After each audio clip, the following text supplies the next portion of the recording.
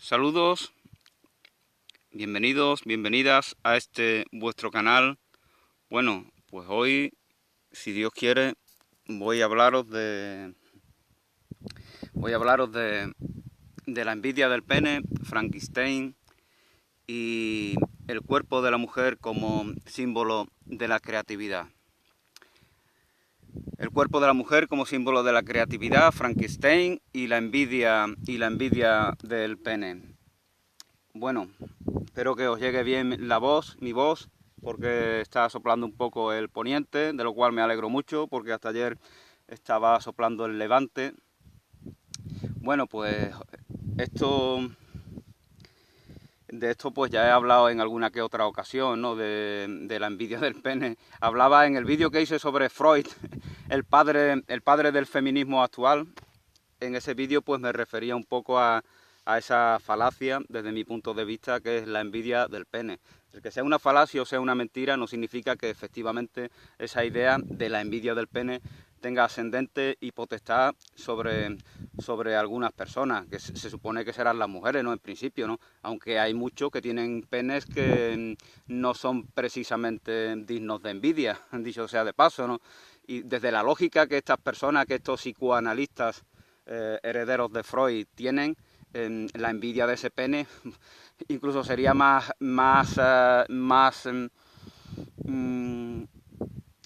razonable en esos hombres de pene pequeño que en las mujeres que no tienen pene, y lo lógico es que no lo tengan, ¿no? Porque digo yo que posiblemente se sentirán mal si lo tuvieran, ¿no? Como pasa en algunos transexuales, precisamente, ¿no? Que se sienten mujer y que no les incomoda esa cosa ahí colgando, ¿no?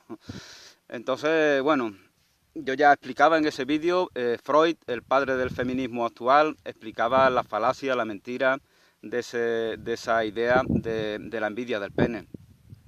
Pero es que esto además está en relación con el desprecio de la propia mujer, del propio cuerpo de la mujer como ese simbolismo que de manera retorcida se le atribuye en exclusividad al pene. El simbolismo de la creatividad, de lo proactivo, de aquello que da fruto, cuando verdaderamente aquello que da fruto, aquello que es proactivo, aquello que es creativo, parece más bien algo femenino, ¿no? Si lo relacionamos, si lo vemos en ese simbolismo del cual nos da noticia el cuerpo de la mujer, ¿no? Yo lo veo así, prácticamente, ¿no? No hay ya en ese vídeo de Freud, el padre del feminismo actual, pues os hablaba de cómo, de qué manera retorcida se daba a entender como algo natural el hecho de que supuestamente las mujeres envidien o pudieran envidiar al pene, cuando verdaderamente sería tan natural, si eso lo fuera, el que los hombres pudiéramos o envidiáramos a la vagina, por ejemplo. No hay diferencia entre la vagina, un órgano sexual, y el pene. La diferencia es que la vagina está interiorizada, mientras que los órganos sexuales masculinos pues están exteriorizados, y efectivamente eso da noticia de una manera en la cual generalmente procedemos en los hombres en la vida, ¿no?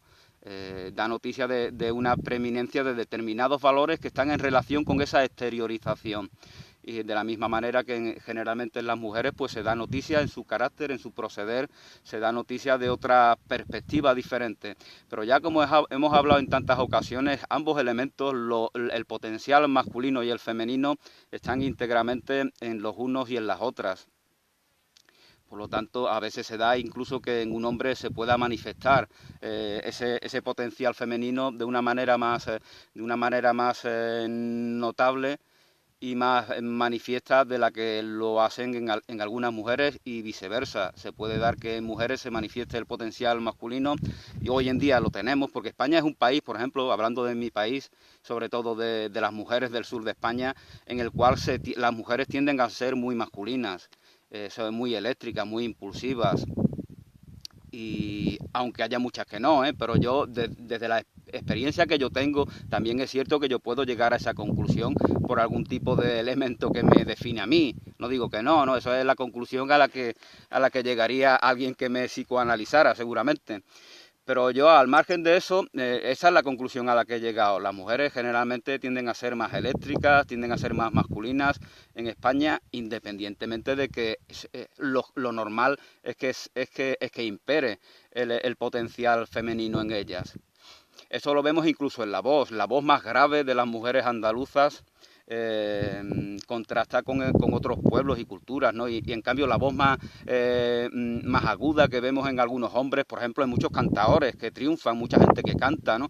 Incluso algunos que no son andaluces, ¿no? Silvio Rodríguez, el gran cantante cubano, tiene una voz de mujer. La primera vez que yo puse un disco que tenía de Silvio Rodríguez y vinieron unos familiares y creyeron que era una mujer, porque tiene una voz de mujer, una voz muy, muy bella. No pasa nada con tener voz de mujer, tanto vale una voz de mujer en un hombre como una voz de hombre en una mujer, exactamente igual, exactamente tiene el mismo valor, no hay ningún problema en ello. Pero lo normal, como todos sabemos, es que los hombres pues tengamos voces propias de hombre, la tonalidad propia del hombre, y las mujeres pues tengan la tonalidad propia de las mujeres. Pero bueno, este tema ya me estoy saliendo un poco de lo que yo quería referirme. La envidia del pene, la falacia de la envidia del pene, Frankenstein y el cuerpo de la mujer como simbolismo, como simbología de la creatividad.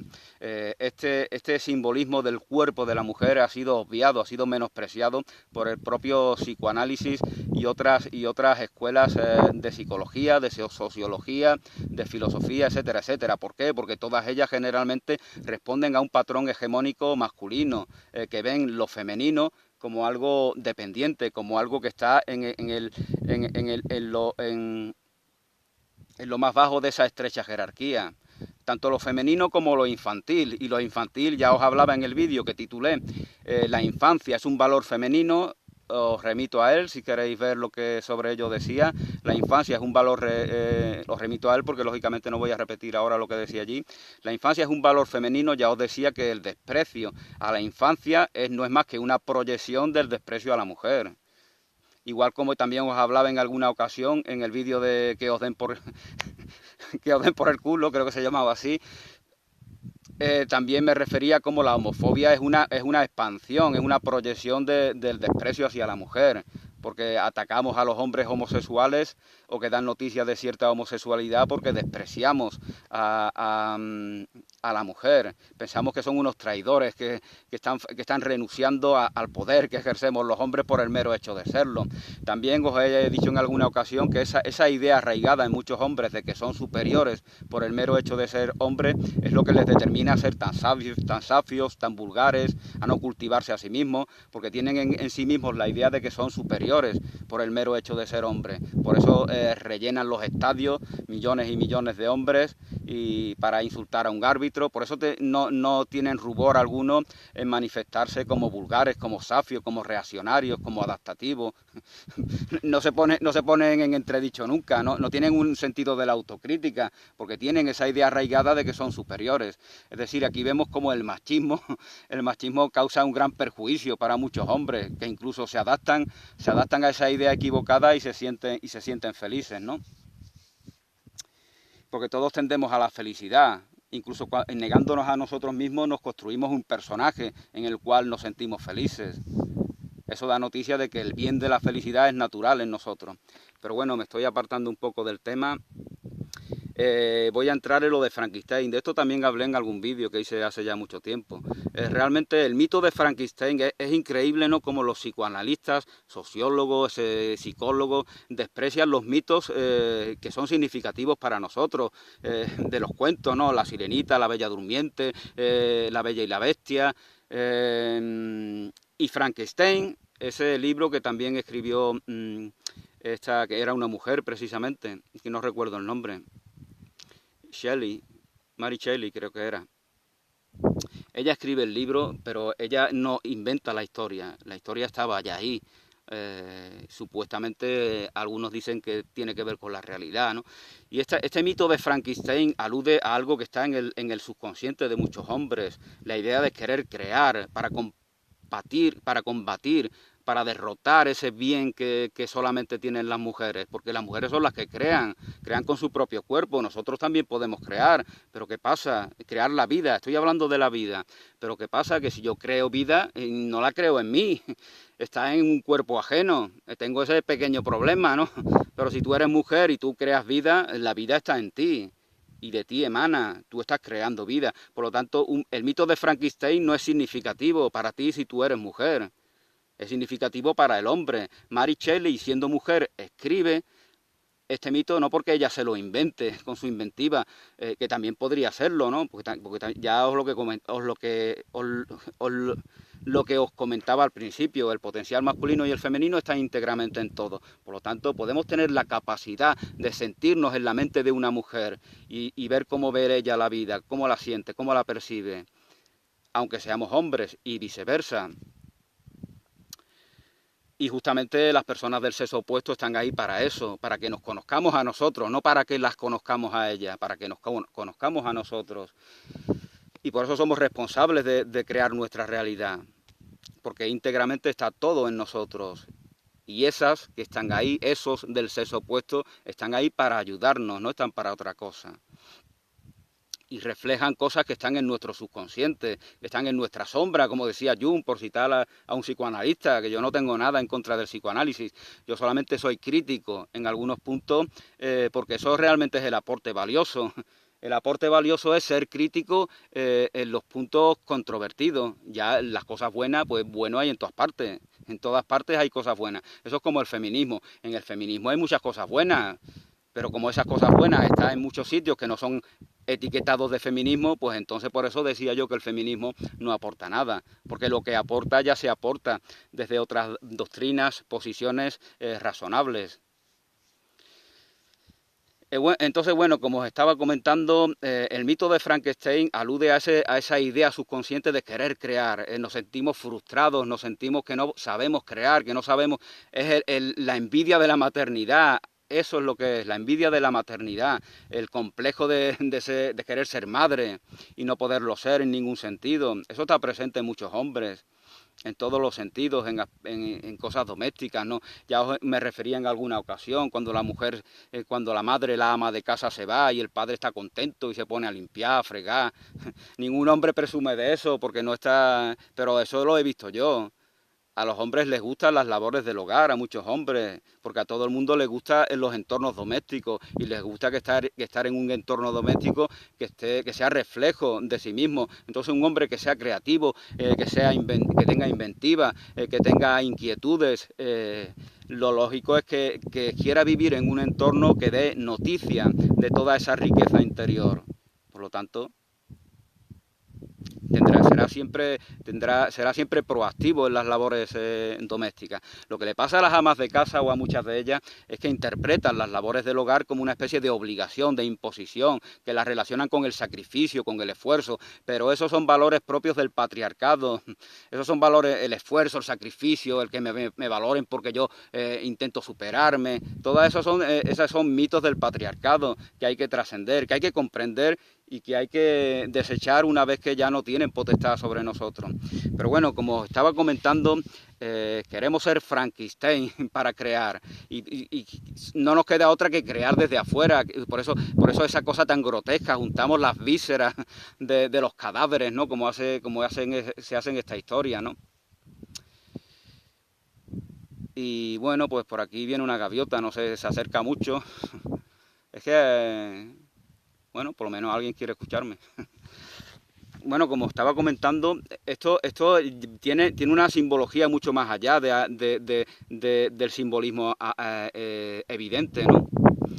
Es lo que el patriarcado, el llamado patriarcado, utilizando la terminología que usan las feministas, ha impuesto, ¿no? De una manera artificiosa crear una realidad que se mantiene por sí mismo. Toda nuestra realidad, toda la realidad occidental es una especie de Frankenstein, de un monstruo improvisado sobre el desprecio a ese simbolismo que es el cuerpo de la mujer. Entonces, por eso tenemos que comprender por qué se da eso. No se trata de... el patriarcado es bueno. Ahora, el patriarcado es estupendo. Todos hemos... en las culturas, en las civilizaciones antiguas también se veneraba al falo, al falo como simbolismo de la creatividad. Tenía unas connotaciones místicas que ahora no las entendemos nosotros. ¿Por qué? Porque somos herederos de una mentalidad reprimida, de una mentalidad judeocristiana, de una mentalidad católica. Y relacionamos el pene, el falo, lo relacionamos con la suciedad, con el vicio, no lo relacionamos con el misticismo, con la espiritualidad. Entonces, como os comentaba, el patriarcado y el simbolismo del falo y la veneración, la adoración del falo, todo esto no es negativo. Lo negativo es que esto excluya a la veneración de la mujer, a la veneración de la gran diosa, a la veneración del potencial femenino. Eso es lo negativo. Entonces, el patriarcado necesita equilibrarse con el matriarcado. Lo paternal, lo masculino, se ha divorciado dentro de la ilusión de que puede hacerlo, porque no puede hacerlo verdaderamente, pero se ha divorciado de lo femenino, se ha divorciado de la mujer, se ha divorciado de lo maternal, de lo matriarcal, y entonces sobre ese divorcio ha construido esta sociedad occidental. Entonces la única salida es que, como los que se pelean, ¿qué única salida tenemos? O nos separamos, que es una buena opción, o nos volvemos a juntar.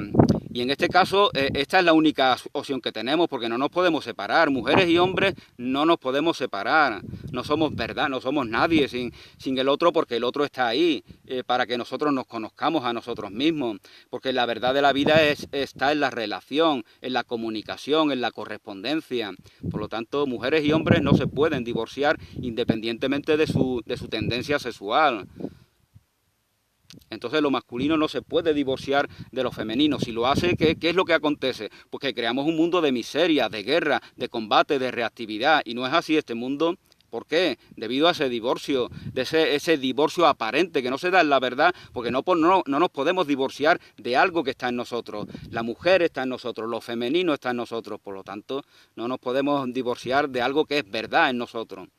Entonces, pero como aquí vivimos en comunidad, la conciencia a la cual llega el individuo de por sí no es definitiva ni resolutiva para el grupo. Entonces, de ahí la importancia de que todos vayamos comprendiendo esta necesidad, ¿no?, de la reconciliación del matriarcado con el patriarcado. Entonces la palabra patriarcado no tendrá todas esas connotaciones negativas que es normal que tengan cuando las feministas las repiten una y otra vez, ¿no? Y se hace un poco pesado, desde luego.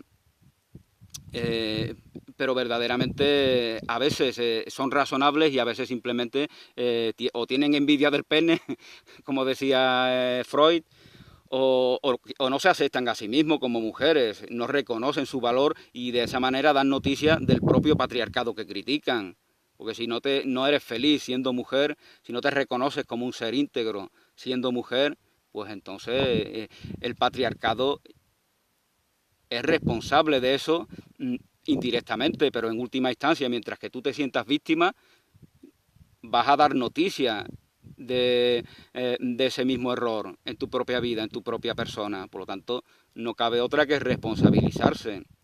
Y aprende una en este caso, a responsabilizarse valorándose a sí misma íntegramente. Y afortunadamente el común de las mujeres, por lo que yo veo, esta enseñanza no les sirve para nada porque ya ellas se valoran. Yo voy por la calle, voy a cualquier sitio, veo vídeos de mujeres que hablan, que bailan, que cantan, y veo mujeres que tienen autoestima, que tienen seguridad en sí mismas, que son felices de ser mujeres. Fijaos que ya lo que os comentaba en algún vídeo, ¿no? En el vídeo creo que era de las mujeres no aman a los hombres. Os remito a él. En este vídeo las mujeres no aman a los hombres, no voy a repetir lo que dije en él porque ya lo dije en ese mismo vídeo. Os decía que las mujeres verdaderamente aman más a la mujer que los propios hombres.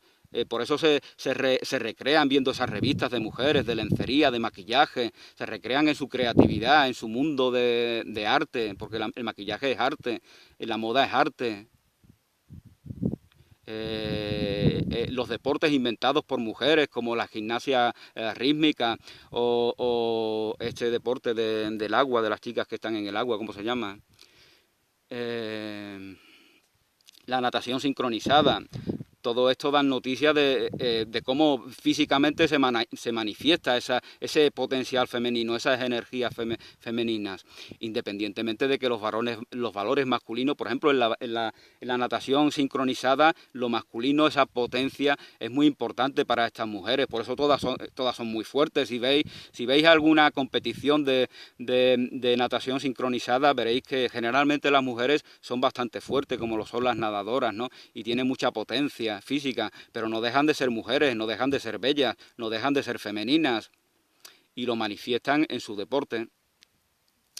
Entonces, bueno, espero que os haya quedado claro.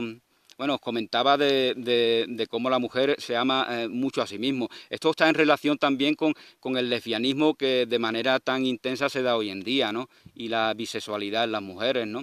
Porque de alguna manera es como si se hubieran confundido, ¿no? Como si pensaran que valorarse a sí misma supone enamorarse de otras mujeres, ¿no? Y bueno, si eso es lo natural en ti, es lo que tú quieres, tu decisión, pues estupendo, ¿no?